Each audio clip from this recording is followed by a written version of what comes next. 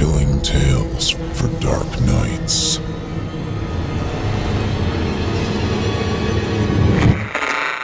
Want to make sure you never miss a Chilling Tales for Dark Nights video again? Be sure to subscribe and hit that bell to turn on notifications. Peculiar is green as envy in summer. You can see the old water tower from the highway if you pass through. Flanked by red brick buildings, its name black and blocky on its face. If it's warm out, which it always is, you'll see the townsfolk manicuring their lawns and hustling about the grocery outlet. On a Sunday, you'll catch them in their best, praising the good Lord and brunching afterward in the local diner. You might even smell the crackle of charcoal-grilled burgers. Feel the fizzle of 4th of July that seems perpetually present in the air. But the one thing you won't ever see is a child. You won't see them because there simply aren't any left. It all started with Ellie Mendoza. She was, by all accounts, a bright girl. She wasn't necessarily beautiful, but she had potential to be, and was pretty in the kind of way some young girls are. A brunette mass of unkempt curls, a smattering of freckles, a certain gloss to her slender face with the right makeup applied. I'm sure the children had a list of names for her, but to many of the adults, such as myself, Ellie was the babysitter. She had retained a childish propriety that most other girls her age in the town had already begun to shrug off. Her braces and bookishness afforded her little popularity. To us, they marked her as something special.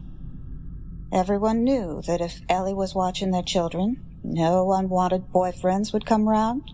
No vodka bottles would be refilled with water upon return. In all honesty, Ellie's tendency to be more adult than the other teenage girls probably arose out of her parents' divorce, out of her mother moving to the East Coast and her father being left in shambles. From then on, Ellie was mother and daughter in the household. Ellie took care of herself. Ellie took care of our children. She went missing on a Tuesday. When Mr. Mendoza found the window in her room open, he did the only thing that made sense to him. He called the police. From what the rest of us gathered, they came, took a statement, but expressed that maybe, just maybe, Ellie was off somewhere with friends.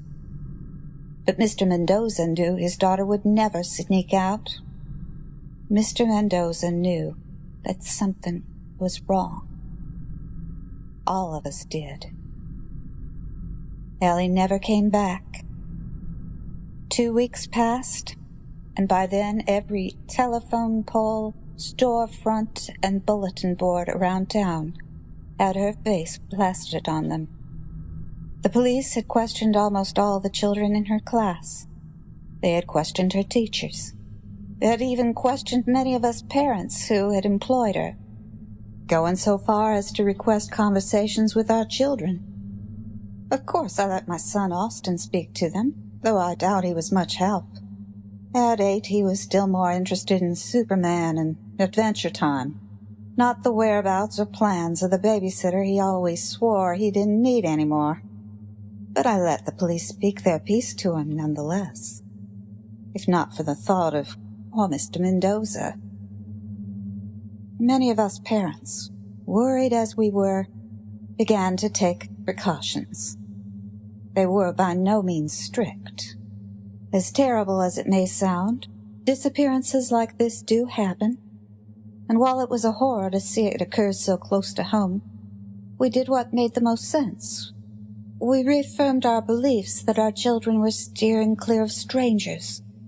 We made them vow to talk only to adults that they knew and trusted, to be careful, and to always watch out for each other.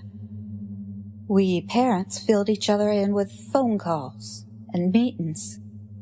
And the police? They kept on looking for Ellie. They released a statement not long after that they believed that the ex-Mrs. Mendoza had kidnapped her daughter.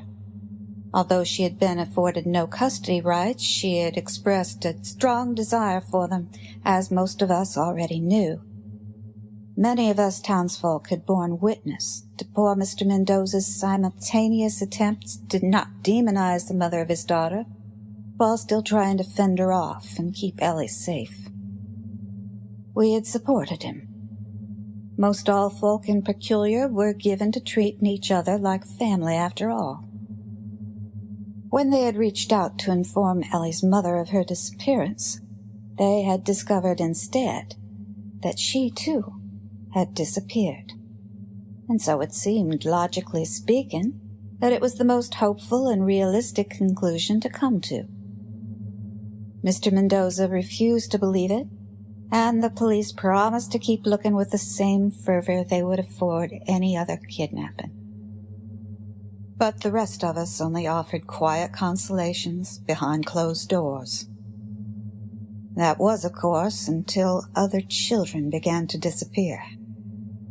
Next, it was Sandy Whitaker's son, Donald. Then it was Sandifer and Jen and Milo. The town, struggling to return to some sense of quiet normality, was thrown once again into chaos. The police issued another statement as soon as they possibly could. This time, they expressed absolute unknowingness in the cause of the disappearances, but they shared the details of each case in the hopes that it would help others protect their children. They said that the children disappeared in the night. They said that the families had heard nothing. But most importantly, they said that there had been open windows. At each scene, an open window. Despite what you may think, peculiar things happen rarely in Peculiar. News travels quickly in quaint and quiet towns.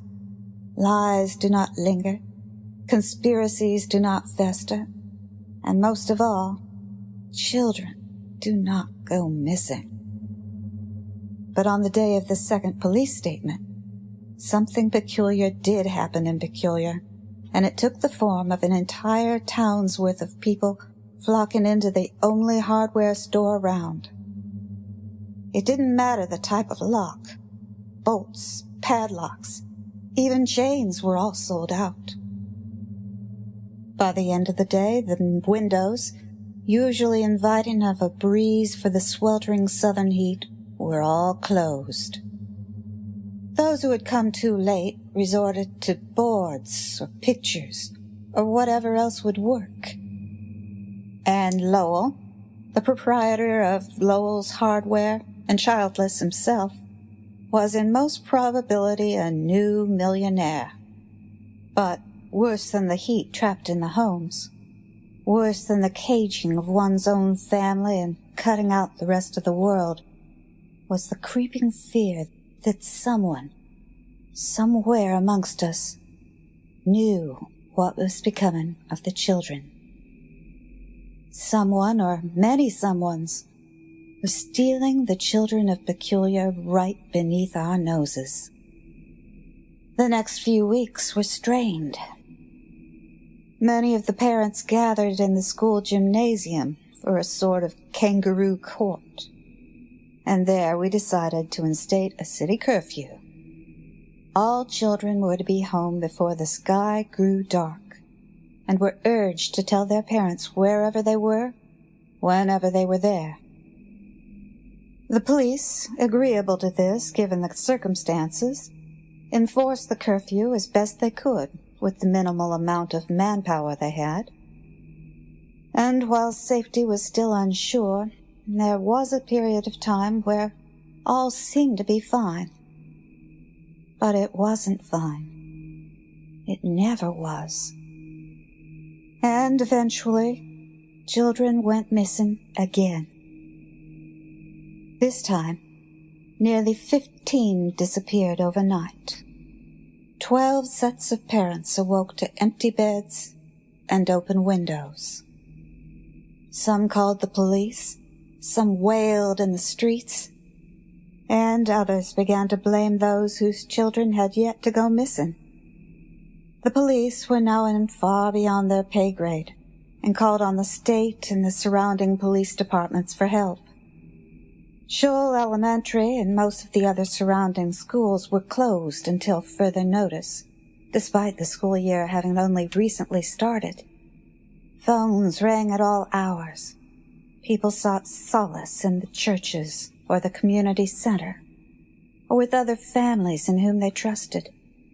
Others moved, fearing Peculiar to be a hunting ground for human traffickers. Overnight, the playgrounds were emptied, and the streets fell silent, and trust began to dwindle. My husband and I remained in our own home.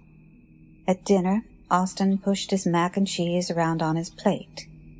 Each glance my husband and I cast toward him was met for only a second. "Buddy, you know we would never let anything happen to you, right?" My husband stared down at his plate, sawing his steak with knife and fork. Austin almost winced. He grumbled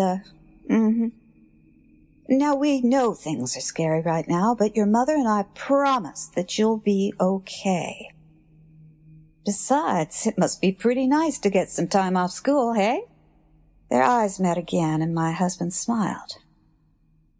"Yeah," Austin chimed. "But I don't want to go back if Tony and Mark are really gone. I don't want to go back at all."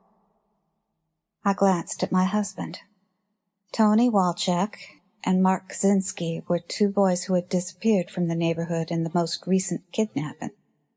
We had, of course, known this to be the case. After all, we had had their parents over for football games and cookouts, more than a handful of times, and had spoken to them since the disappearances. But we had never mentioned a word of it to Austin. He had asked to see them a handful of times, but we had simply explained that their parents were concerned for them just as much as we were for him. I silently wondered how perceptive my son really was of the situation at hand. "Who told you Tony and Mark are gone?" my husband asked, setting his silverware on his plate. "No one," said Austin. He set his silverware down, too, and his hands fell into his lap. "Well, then, what makes you think they are?"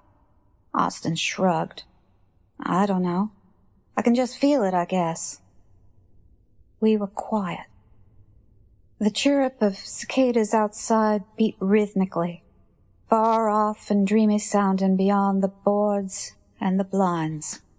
"Can I be excused?" I looked to my husband, but he didn't raise his eyes from his plate. I nodded. Then I rose and collected the dishes. Just as I suppose everyone else did, we watched the local news at all times. The phone calls had lessened in numbers since the advent of the disappearances, but they were still common. We did our best to console our friends and neighbors, the people we'd grown up with and now were missing children of their own, the people who had once been children of Peculiar, just like us. But mostly, we stayed indoors, and we made work fit where it could, and we were careful. There are times in life, though, where it doesn't matter how careful you are. Some things are written in stone, are unavoidable, are fated to happen. And the worst part of it all is you will know when it is coming. You'll feel its pull somewhere in the pit of your stomach. You can kick, and you can fight, and you can rail to the high heavens like an animal caught in a trap. But there is no saving grace, no moving out of the way. You are cemented in destiny's path as it barrels towards you, snarling and fanged, and all you can do is watch. For me, that's what losing Austin felt like. I could feel it in the air that Sunday morning. I had stayed up to watch the news, to wait for my husband to get home from the night shift at the gas station. But where usually I would doze in the armchair by the television, There was an electricity that had kept me awake. More than once I had climbed the creaking stair to the second floor and peeked through the door to Austin's room. I'd seen his face, nestled in a crook of sheets and pillow. But each time I had looked, I had felt the weight growing heavier in my chest. No matter how long I looked, it wouldn't leave. It was almost 4 a.m. when I heard the door creak. I knew it could be any manner of reason. He couldn't sleep. God knew it was hot enough. Or he had to go to the bathroom. But my mind wouldn't let it be. I wrapped my robe around my body, pulled myself from the chair, and moved towards the stairs. The flickering television casting a silhouetted double against the wall. I saw Austin moving, slowly, quietly, from his darkened room. "Hey, baby, can't sleep?" There was no response. He disappeared. "Austin?" I moved up the stairs, the wood cool against the soles of my feet. "Honey?" I rounded the corner, and there he was, still walking, almost silently toward the end of the hall. The moon was swollen and wan beyond it, and the blue of night seeped through, stabbing into the shadows. For a moment it was calming. For a moment it was something from a storybook, something serene. But then, in a whisper of morning air, I saw the billow of curtains. I saw the lock on the floor. "Austin, stop!" I charged down the hall toward him. He was reaching the window now, splaying his fingers toward its sides, gripping them, pulling. I wrapped my arms around his waist and tore him backward, but my arm screamed with pain and my back caught suddenly, unable to complete its arch. Hands still clasped around him, I pulled again, throwing the full force of my body into it, feeling my feet stick to the hardwood as I pivoted to pitch him away from the window. But my hands, slick with sweat, slipped. Fingers disentangled, and I heaved myself instead, away from my immovable son, away from his unstoppable path. In a moment, he disappeared through the window and out onto the roof. I scrambled frantically to its edge, and in the same fluid movement as I'd watched him perform, I threw myself out onto the shingles. They glittered as their rough faces collected the moonlight and scraped against my skin. I pushed myself against the face of the house and climbed from my knees to my feet. There was my son, at the edge of the roof, pale limbs stretching from his t-shirt and shorts, sharp against the night that surrounded us. But beyond I saw another figure, and another, and another. Sandra, come down from there. Rep, damn it, get down. Levi! Jenny?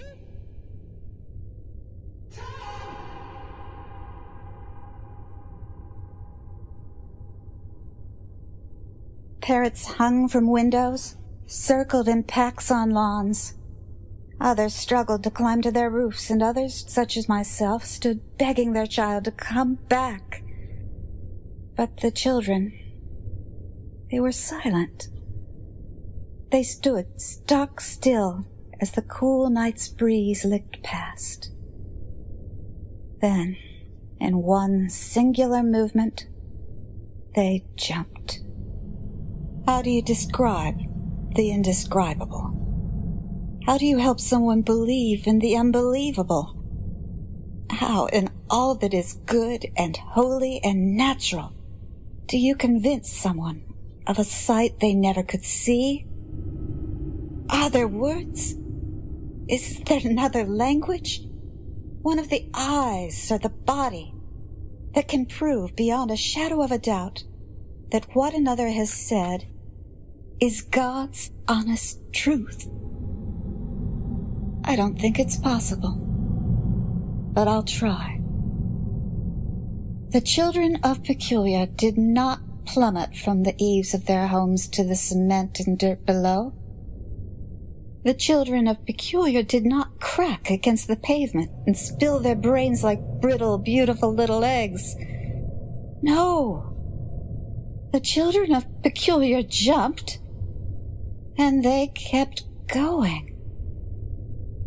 They passed the moon in a swell, like bats in the dark, silhouetted against its ashen face. They shuttled upward, rigid, black on black, and then they disappeared into the murk, into the forever night that laid beyond. And we never heard from them again. Some part of us that remained dissolved into the darkness along with them that day. Peculiar, the quiet town, the quaint town, the town with a single hardware store, the town with a park of eastern redbuds that had been planted by hands that no longer exist, changed. And no matter how hard some of us tried, we changed with it. My husband saw the children from the gas station window. He didn't know at the time that our son, our Austin, was among them, but he had come immediately and assumed the worst.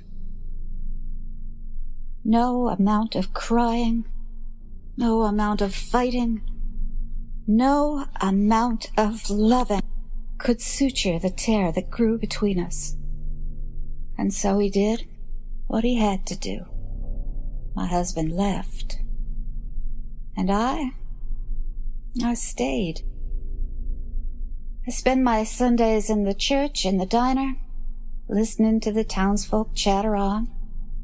I spend my weekdays working at the gas station, ringing up food and cigarettes and all manner of things for the traffic endlessly running to and from Harrisonville. I shop at the grocery outlet, and I cut my lawn. And on occasion I even go to a cookout beneath the buttery southern sun with what few friends I have left. But every night, I sit on my porch and I stare at the sky and I wonder what in all creation called the children of Peculiar into the great abyss.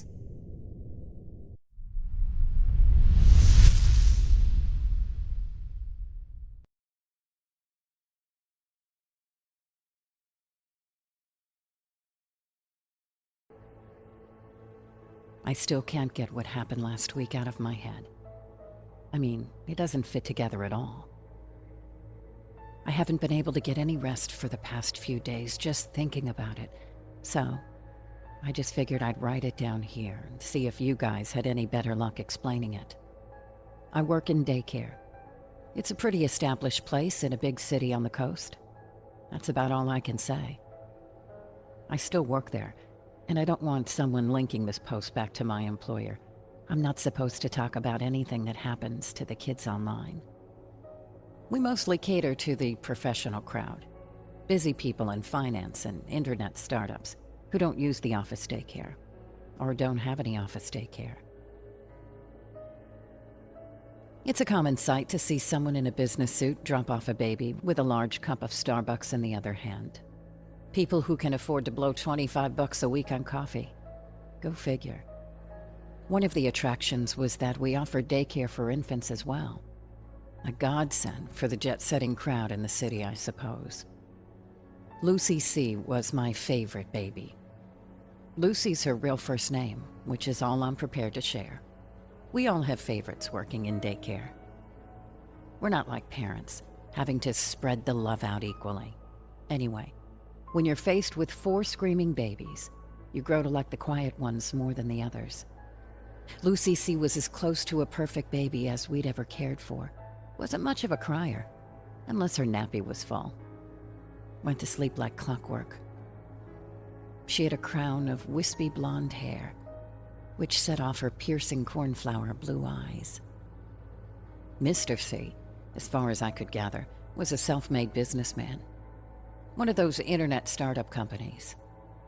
I never caught what he did, and the 5-minute handovers in the morning really didn't make for startling revelations about his hopes and dreams. He was always dressed sharply. I'm not one for chasing fashion, but some of the other girls here whispered designer labels that I'd only heard of in celebrity mags when they referred to his latest threads. He seemed genuinely pleasant, if a little distracted in the mornings. I've never seen a Mrs. C. There was an Abigail C. on the emergency contact form that all the parents had to leave with the center, but she was listed as his sister. I know some of the others joked about whether he was on the market, so to speak, when they saw his sports car pull up to drop off little Lucy in the mornings. But that was just our equivalent of locker room talk. He was awfully rich, though. Successful in an ecosystem which chewed up and spit out 100 other young businessmen every year. Some kind of magic touch, the others said. Coming out of nowhere and building something up like that. Young Entrepreneur of the Year award and all that jazz. I try to think back to that morning last week. Did Mr. C look strange that morning when he dropped Lucy off? To be honest, I've been over those 5 minutes hundreds of times over the past few days. His suit was immaculate. He greeted me like he did with the rest of the staff. Warm smile, a kiss for Lucy, a gentle request for us to take good care of his girl. Just about the same thing any of the other 20 or so parents that hour would have said. Maybe there really wasn't anything wrong. I kept on thinking back because if things had gone differently, I might have been able to save Lucy. Shit, I don't know why I wrote that. Lucy's fine, or she should be. I don't know why I can't get it out of my head that I made a terrible mistake. Why there's this guilt I feel when I check in at work and look at her favorite toys on the playroom floor. The children were taking their afternoon naps after the midday meal. The chime told me that someone was at the desk. The other staff were busy with cleanup, so I went to see who it was. We didn't have any early pickup scheduled, so I thought it might be someone making inquiries. The guy was dressed in a suit, same as most of the other parents, and was a rich part of town. My breath caught a little when I saw him. He was really good looking. Not your high school crush good looking. I mean, that guy looked like he was plucked straight from a fashion magazine. He stepped up to the counter, flashed this perfect white smile at me. There was something about this guy. I mean, that smile made me go a little weak at the knees, and it's embarrassing to say, but it also gave me a bit of a tingle down in my pants, if you know what I mean. And then the strange part. As soon as I felt that little spark of arousal, it got drowned in this terrible feeling. Dirty, shameful. Like that time I'd walked in to call my younger brother down for dinner and found him jacking it off to some random porn site. The kind of dirty that makes you feel like you'll never be able to scrub it off. When the man spoke, he had a sort of radio voice, kind of deep and smooth. It fit him perfectly. Mr. C and I had an agreement. I'm here to collect Lucy, he said. Not that Mr. C sent him. Not introducing himself. It was such a strange thing to say that I just stood there and gaped for a minute. He just stood there, his eyes twinkling with a good humor from the devilishly handsome face, like he already knew the punchline to the joke. It was an odd request, but we do get third-party pickups from time to time. It's very, very rare. And we either need to be told in advance or be informed personally by the parents. Nobody had mentioned that baby Lucy was going to be picked up that day. I told the man that we couldn't do it unless he had authorization from the parent. He appeared to wait a while, deep in thought. Then he smiled and told me that everything had been arranged. He gestured toward the phone on the table. Just then, the damn thing rang. I jumped, a little edgier than I should have been. This strange man was really making me nervous. He had this weird air about him. It was intimidating. Like I was totally undeserving of his attention. His stare made my breath catch in my throat. On the phone, Mr. C. That was odd. He didn't have my number. Hell, I didn't have his number stored on my personal phone either. And it was on FaceTime as well. I accepted the call and Mr. C's face filled the screen. Something was off about that call. At first I figured it had to be the network connected. A little lag. His lips were out of sync with his voice. It was a disconcerting image, like a badly dubbed film. Hey, there's a guy over there with you, right? Mr. C had a look of intense concentration on his face. There was something else there, a mark on his cheek. It was too small, too blurry on the screen of my phone to make out. I knew for sure that it had not been there when he left Lucy in the morning. It seemed like some angular shape, the size of a quarter. Yes, there is, sir. I was mesmerized by the video feed. You need to give Lucy to him. You hear? Just give him Lucy. His tongue was clipped, urgent. There was something else about those flapping lips. They seemed to be repeating the same thing over and over. If you say so, Mr. C, is there something wrong? Same two words. I could almost make them out. Nothing's wrong. Just give him the girl. I'll be fine after that. I could see the slight parting of his lips for the sibilant, a small roll of his tongue for the second word, and repeated over and over. I looked back up at the man, standing there with a quiet smirk on his face. I'll go get the baby. I left him there, and slowly made my way to the creches. SL. I turned the words over in my head.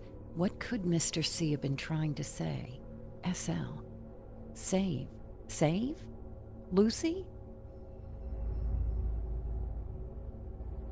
I stood over the crib where she lay sleeping. She gave a gurgle of complaint as I scooped her up into my arms.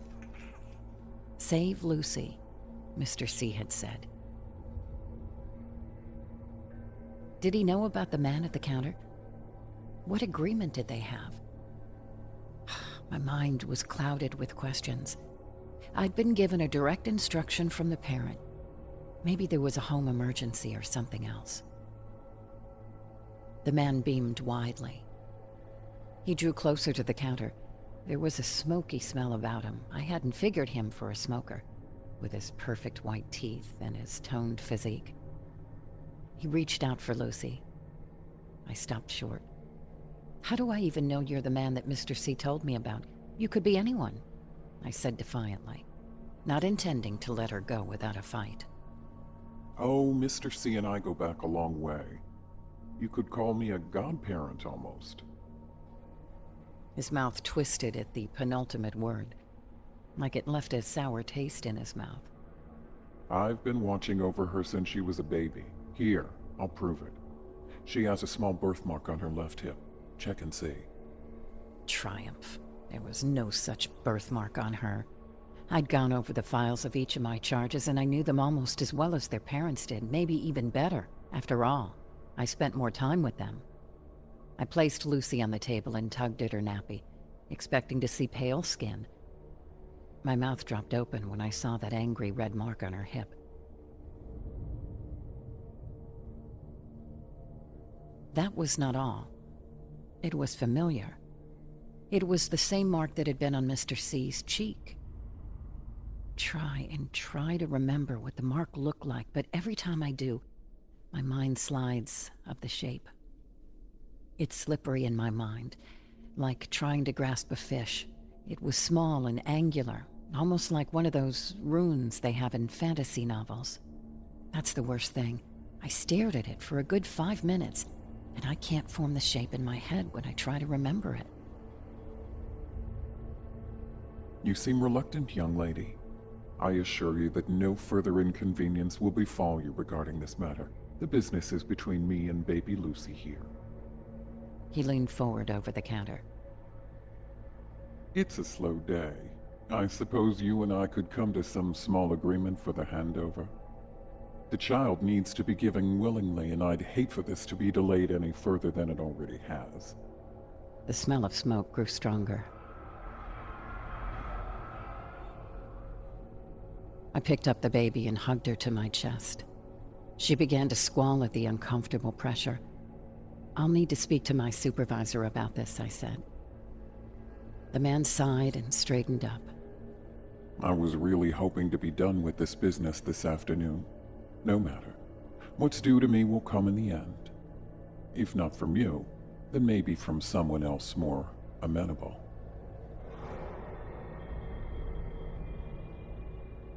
I turned around to call for the manager, but when she called back and I turned to the counter, the man was already gone, without so much as a chime from the door.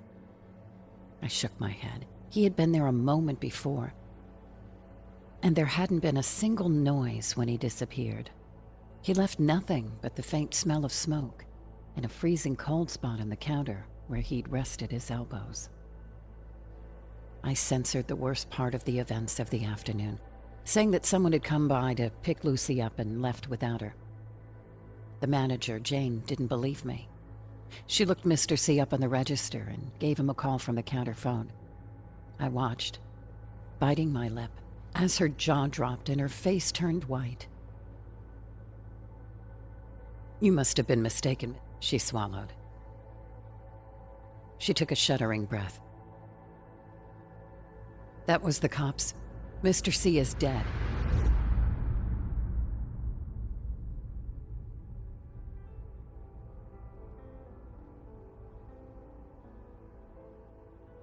After dropping Lucy off this morning, he drove straight to his office and blew his brains out. I shivered. Jane mistook my reaction for shock. That it was, but shock of a different kind. I took a look at my call history. 3:35. The call was at 3:35. I shook so hard. The phone clattered to the floor. Jane was still her take-charge self. Even while reeling from shock, she managed to call up the emergency number from the register with shaky fingers and dialed Abigail C., Mr. C's sister. The cops weren't going to pick Lucy up. They had better things to do. She would be on the red-eye flight over to get Lucy first thing in the morning. That left us with the problem of taking care of the baby overnight. Jane offered to pay me double to stay there overnight with Lucy, and I'd get the day off the next day to boot. It was a practical decision. None of the staff had small children at home, and it would be easier to leave the baby in a familiar environment than to move all the stuff to one of our houses. I had settled down for the evening. Dinner was some forgettable microwaved package out of the fridge. At least the place was set up for sleeping over. I'd been given a couple of hours off to grab an overnight bag and a shower. One by one, the rest of the staff said goodbye, until it was just me and Lucy. I couldn't shake off the feeling that there was someone else in the center apart from Lucy and I.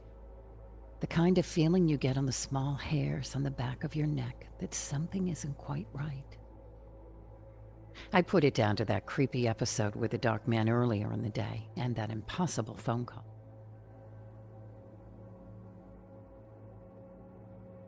I checked on Lucy for the 5th or 6th time. She was sound asleep. Sleep came less easy for me. Lucy's crying woke me up in the middle of the night. I rushed over to the next room. I checked her nappy. She didn't need changing. It was only after I blinked the sleep from my eyes that I saw the indentation of a hand on the clean white sheets of her crib. A big print, a man's hand. I didn't have to touch it to know that it would be freezing cold, just like the countertop. But I did it anyway. I sucked at my lips as the cold sheet burnt my finger, almost like putting my finger on an ice cube straight from the freezer. I hugged Lucy to my chest. I gave a little scream as my phone rang from the next room. I looked at the number. Mr. C.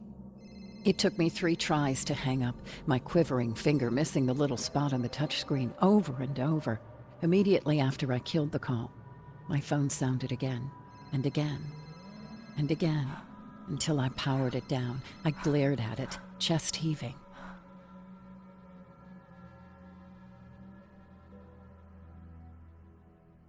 Ever wondered what goes through your mind when there's nothing pumping through your veins but ice? And no motivation but raw animal fear? Nothing. That's what. Instincts take over. You look for an escape, an opportunity. But what was there to run from? The feeling that I was being watched by that dark stranger. The phone calls from a dead man. I hit all the lights in the center. Power bill be damned. I felt trapped by those cheery pastel walls. I looked at the clock. 3 a.m. Another 3 hours till first light. I held Lucy tighter. Those were the longest 3 hours of my life. A rap on the front door woke me up. A tall, thin woman stood outside the glass doors of the center. She was dressed for mourning, black from head to toe. It was windy out, her short bob whipping around her head. I hurried to let her in.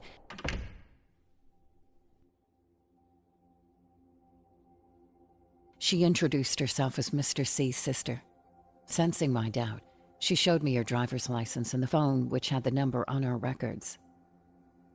Lucy didn't complain when the lady picked her up.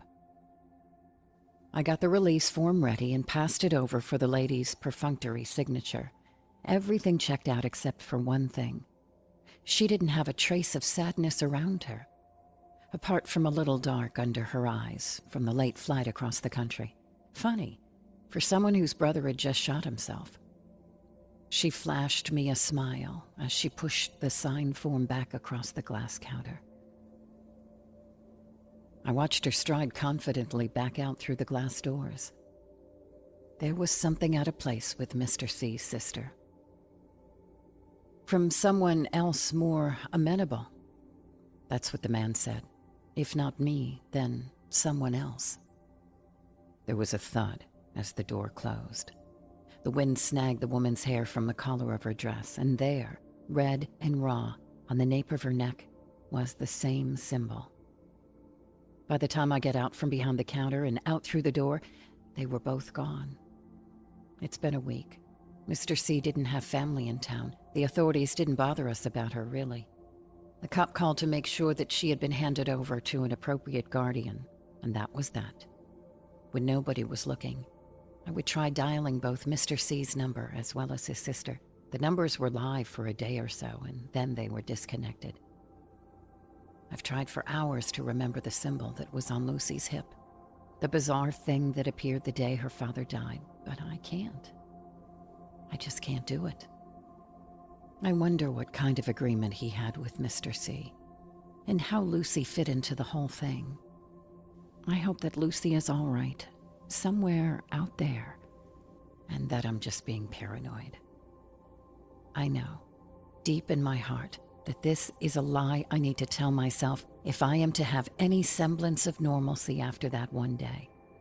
Most of all, I try to forget the face of the dark stranger with the perfect smile, who made me feel all hot and shameful at once, and those freezing cold hands. And I lie awake in bed, hoping that if I forget him, then maybe, just maybe, he will not remember me.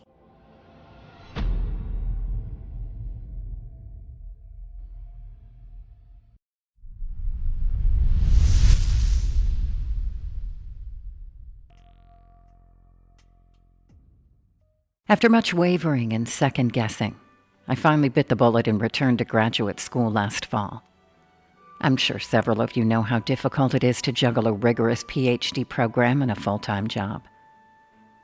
I was going to need a small source of income, but wanted something that would allow school to be my first priority. As luck would have it, a good friend of mine knew a family in desperate need of a quality babysitter. Their current sitter had recently graduated high school and was heading out of state for college. Initially, I felt a little odd accepting work as a babysitter. After all, I was in my mid-20s, a PhD student, and engaged to be married. But hell, the hours were flexible, the money was fantastic, and I could anticipate a great deal of solid study hours after the toddler was sleeping soundly. To be quite honest, it was smooth sailing from the start. The family was overwhelmingly generous with their money, and their 3-year-old daughter, Allison, was quite well behaved, even in all her mischievous toddler glory. Over the next few months, I found myself up there several times a week, mostly relieving the mother, Renee, in the afternoon so she could run errands and catch a coffee break. I occasionally sat on Saturdays so the parents could enjoy a date night to the movies. I wasn't especially fond of the weekend night shifts, especially because the family lived in a large home, high up in the mountains, surrounded by acres and acres of trees. During the day, their heavily wooded property was serene and majestic, but once darkness fell, it was eerie in its silence. I tried not to pay attention to the rustling of small forest animals brushing past bushes, or to the sharp snapping of tree branches as the wind went about its nightly weaving. Mostly, I just tinkered around on my laptop or buried my nose in a textbook until I was relieved to go home. Everything changed this past February. It was an especially cold Saturday evening, and I was due to babysit around 7 that night. Renee's husband Eric was out of town on business, and she was excited to share a night out with the girlfriends.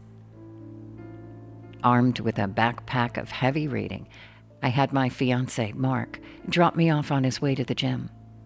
The night was mellow, heated up some frozen pizza, drew a bath with an embarrassing amount of bubbles and Elmo toys, and had the kids in bed by 8.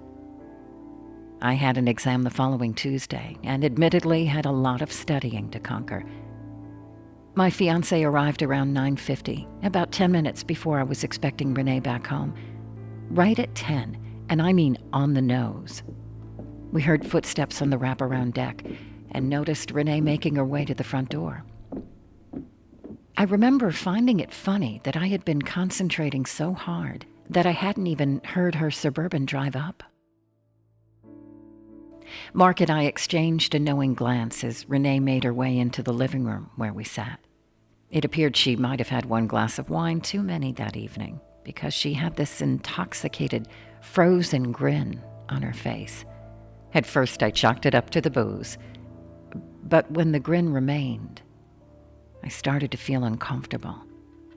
The way an unknown stranger staring from across a restaurant can make you feel. Renee was usually very chatty, perhaps even a bit ditzy, but tonight her answers were short, albeit still polite enough. I began to gather my things as my fiancé continued a game of solitaire on his phone. Renee sat at the oak dining table, that bizarre and unsettling grin still plastered to her face, and wrote out a check for me. There was something painfully uncanny about her movements. They were rigid, forced, almost animatronic. By the time we got down to the driveway, my fiancé and I both had baffled looks on our faces. Renee stood in the window, smiling down on us, waving her hand back and forth. I gave a short nod and wave, keeping my eyes on the gravel. That discomfort wasn't letting go. We walked past Renee's silver Suburban, taking note of how absolutely dusty it was, especially strange for someone that seemed to take her car in for a wash at least once a week. I traced my finger across the passenger door absent-mindedly, leaving a light coat of soot on the pad of my index finger. The car was filthy, like it had been through the elements. Where the hell did she go tonight? Through a sandstorm?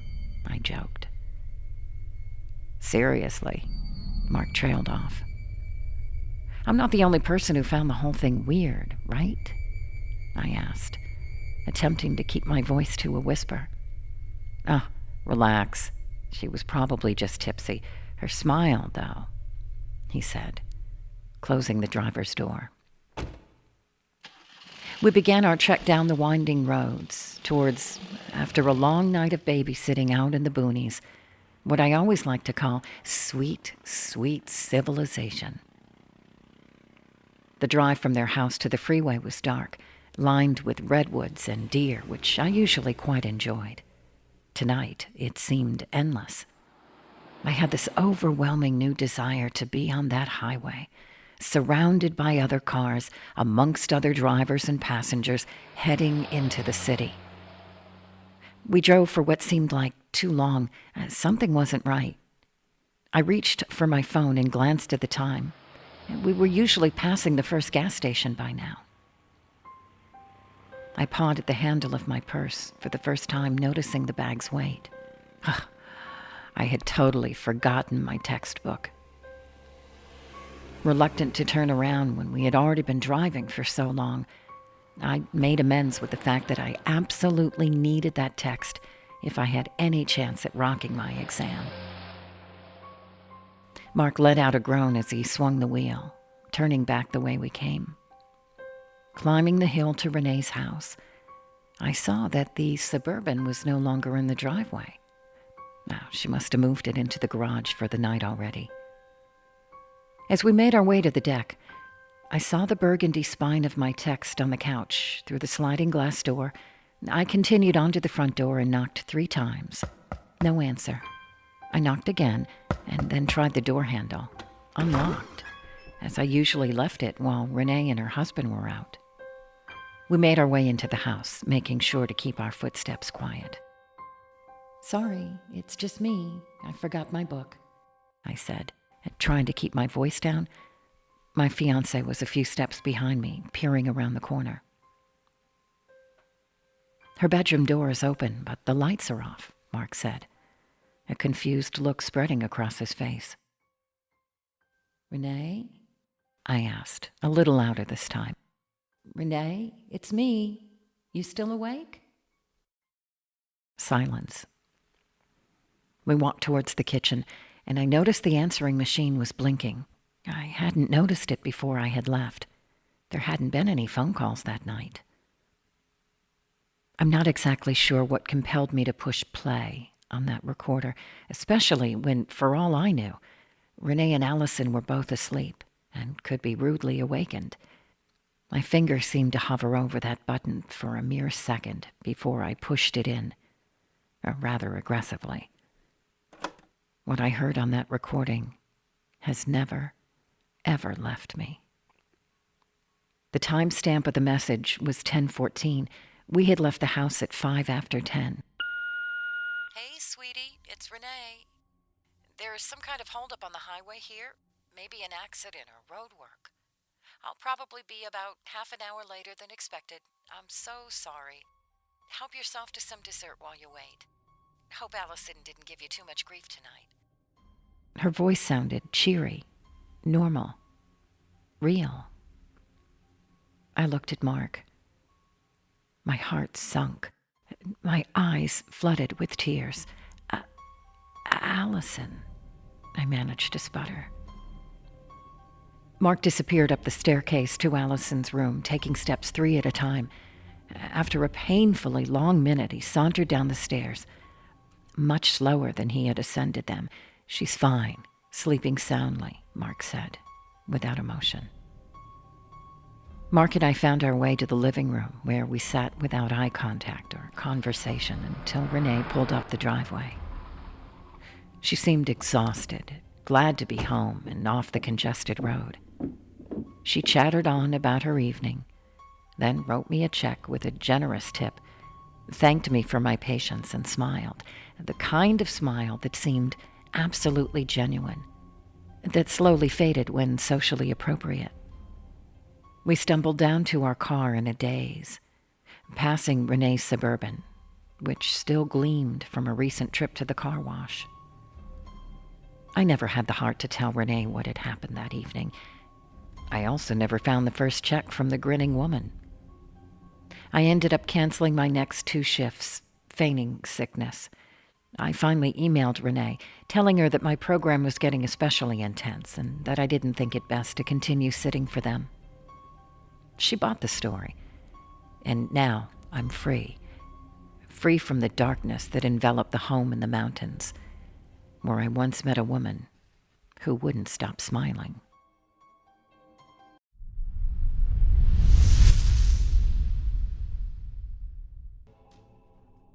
But I feel it is time to share some things with you. Honestly, I'm only doing this because I am sick of hearing about people kidnapping kids and doing it all wrong. I have successfully ransomed over 12 children. Some might call me an expert. I want to tell you how to do it correctly. Maybe then you'll start doing it right. I'm going to use my most recent conquest as an example. Her name is Sophie. You don't need to know my name. The first step is to choose a kid. Gender doesn't matter, but I prefer girls. If you want the best ransom, you'll want to pick a family that is tight-knit. The more the parents love the kid, the more they'll give up to get it back. Choose a family in a town you don't live in. Ideally, it should be at least an hour away. You must have no connection to the family.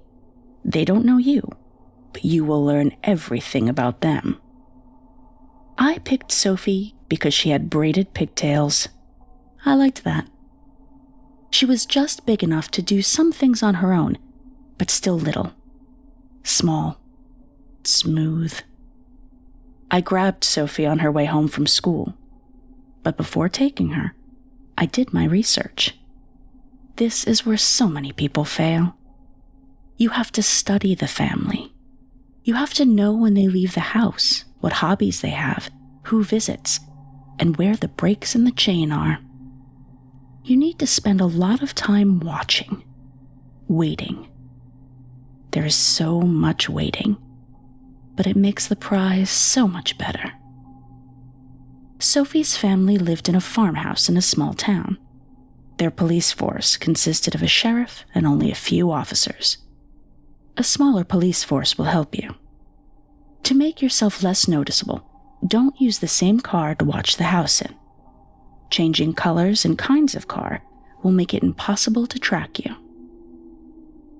It took 5 months for the perfect opportunity. Sophie usually walked home with a friend.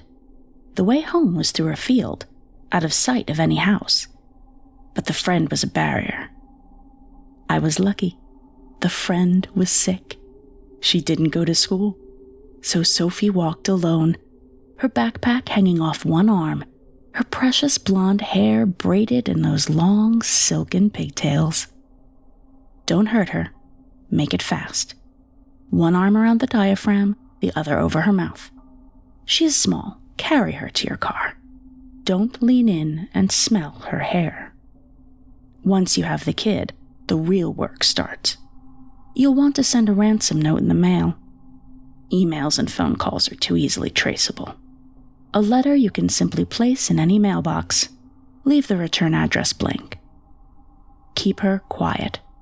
No one can hear her, but silence makes it better. In your letter, you'll explain that you have the child. You will not harm the child as long as the family is willing to pay the ransom. As far as the amount of money, it needs to be a reasonable amount. Significant enough to warrant an abduction, but low enough that a typical family could raise the amount. I usually stick between $20,000 and $50,000. An average family can get a loan for that amount if needed. Ideally, the letter should arrive the day after the kid is taken. The family will have already called the police. The letter will incite even more fear. You cannot go to the house. Do not drive by. Do not go to the town, no matter how much you want to. And you will want to. You may watch the news. You may rub the strands between your fingers. You may plan your next move. But nothing else. In the first letter, you'll simply say you will call with more instructions. Do not call. The family will be waiting by the phone. They will not leave the house. The FBI may have been called. A wiretap will be placed. Every conversation will be recorded. You cannot let them hear your voice. Sophie's hair tastes like laundry soap and freshly mowed grass. Next, it is time to write your second letter. It should be sent 2 weeks after the first. In this letter, you will include something written by the kid. This is to prove the it is alive. Make it write about things you would have no way of knowing. You should also include a picture of it, fully dressed, with a newspaper. The letter will remind them of the ransom amount. Say you are anxious to get the money. You will contact them soon with the drop location. Remember the smoothness. Sophie. Soft. Sweet. Syrup. After the second letter is another waiting period. This one is longer. It has to be at least a few months. That's when you will be tested. You will want to call them, to reach out, but trust your instincts. The prize is worth the waiting. Spend time with Sophie. Tell her about your father. Your secrets are safe with her. You can trust her. When the wait is over, you will send the last letter. In it, you will include a picture of the kid in different clothes, hair cut, but smiling, holding another newspaper. It can write something to its parents, but it isn't really important. What does matter is your exact instructions. 1. The money must be in cash and untraceable. 2. The drop point must be in the middle of a popular wooded area in the early morning around 5 a.m. The area should be at least an hour away. 3. The entire family must bring the money to the site. 4. No cops allowed. 5. The family must wait an hour at the location with the money in the spot. Then the kid will be released to them. 6.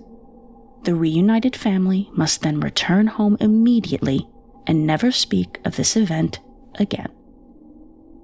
Of course, the family will not follow all of the rules. Police will no doubt join them at the site, hiding. But that's okay. You never planned to go there in the first place. After all, Sophie has been dead since the day after you took her. She has to die. It's part of the plan. You use her, love her, take her hair, and then she is gone. It is gone. It is now with the other its. Bloated, empty shells, deflated balloons hanging from the ceiling. You have to make it write the letters when you take it home. You tell it what dates to write.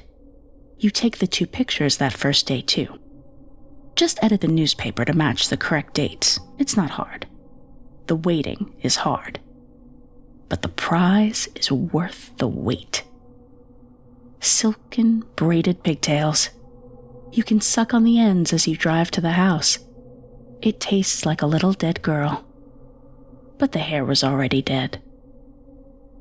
No one will be at the house when you get there. Everyone, including the authorities, will be at the drop site.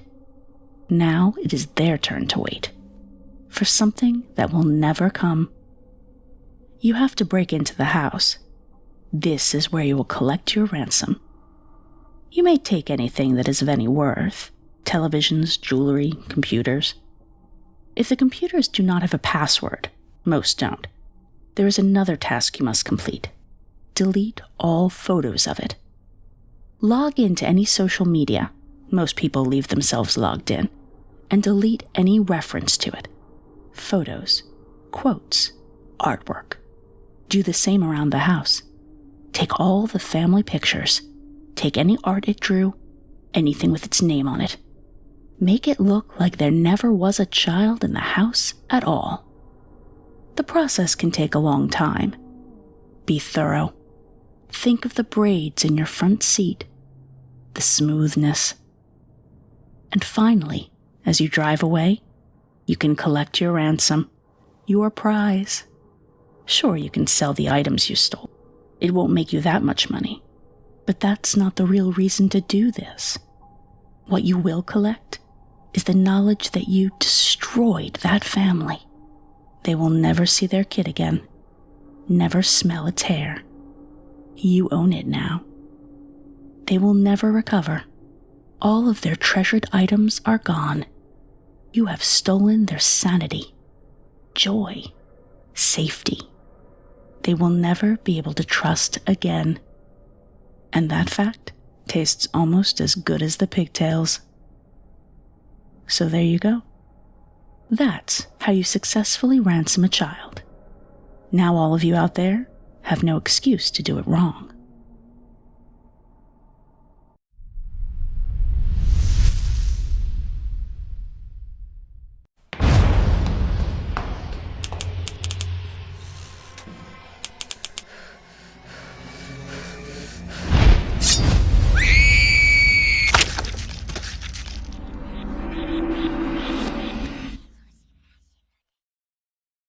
Longfingers and the Children of the Snow.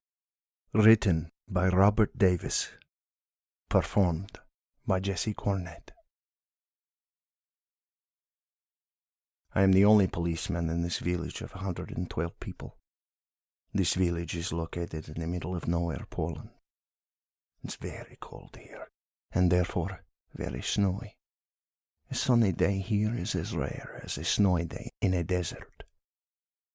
The snow is always at least 2 feet high. I arrived here a week ago. The people here are people of tradition and very primitive. They have very basic medical supplies, 1 TV, and 1 computer, with very unreliable internet. Being raised in the city my whole life, I was not used to this. They have no Wi-Fi or phone reception. The computer is connected with a router. If someone has anything to report, they run to the police station, which is little more than a 1-roomed cabin. Before I came, the village didn't have any policemen. The reason for my arrival was that a little girl went missing. Her footprints went north in a straight line for about 100 steps. Then they just ended. Where they ended was even more odd. They ended in an open field. No other tracks, nothing. The only thing that was nearby was a small forest north of the field. I couldn't perform a full-scale search, but I searched the vicinity where the tracks ended. I didn't find her body. Her description was blonde hair down to her shoulder, blue eyes, and about 4 feet 6 inches tall. I searched for 2 hours and found nothing. So I went home. At about 9 p.m. a woman came in and told me in Polish that her little boy wasn't in bed. I rushed outside and immediately went to the field. Now, when I tell people what I saw, they don't believe me. But I know what I saw. The boy was standing there gazing at the forest.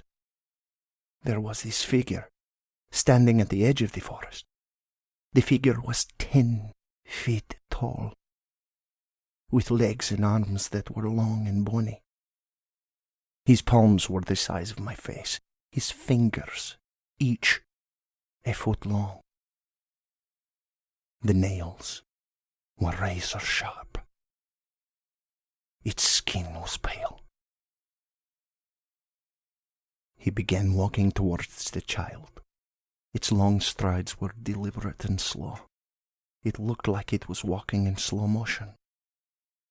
As he got closer, I saw that it left no footprints.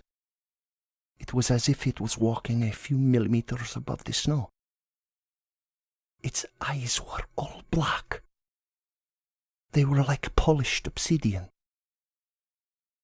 Now, It was very close.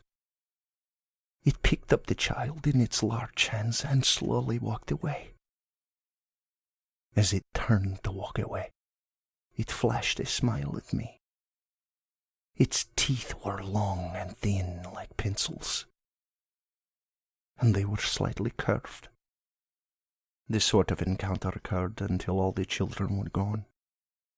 Every time I saw it, it would smile at me. I would stand there frozen and unmoving, unable to stop the abomination in front of me from taking the poor child. The villagers trusted me, so they didn't bother me about the investigation. One day, I decided to enter the forest. It was dense with tightly packed trees, so I made very slow progress. After days of searching, I came across a shack. It was dilapidated and covered in snow. A sign read, "Shchkola," preschool. I was unable to make out what the rest said. It was smudged out. I slowly opened the door. Inside was a nursery of some sort. Dust covered everything. There were bouncy balls, crayons, a drawing board, shelves of toys and children's books, and little miniature wooden chairs. There was also a picture of an elderly woman, standing behind a line of children in formal attire. The picture was in black and white, and was covered in many layers of dust. The children all looked to be the ages of 4 to 7. The picture was titled Mrs. Diogo's Preschool. But there was something weird about the picture. In the background of the picture, there was some sort of figure. It was blurry, but the figure had long fingers and was very tall. I left immediately after seeing that eerie photo. Then, something odd began happening. When I got back to the cabin I was staying in, there was a note. It said, "Stop looking around," in blue crayon. It was in children's handwriting, no doubt. All the letters were capitalized and the R was written backwards. I crumbled up the note and I threw it into the trash can. I went out to consult the elderly Mrs. Batko. She had been here since anybody could remember. I questioned her about Mrs. Diogo. She said in a very raspy whisper, Mrs. Diogo was murdered 50 years ago by her husband. She ran a preschool for the children of the village. I inquired how she was murdered. They just found her with a hole in her forehead. It was a perfect circle.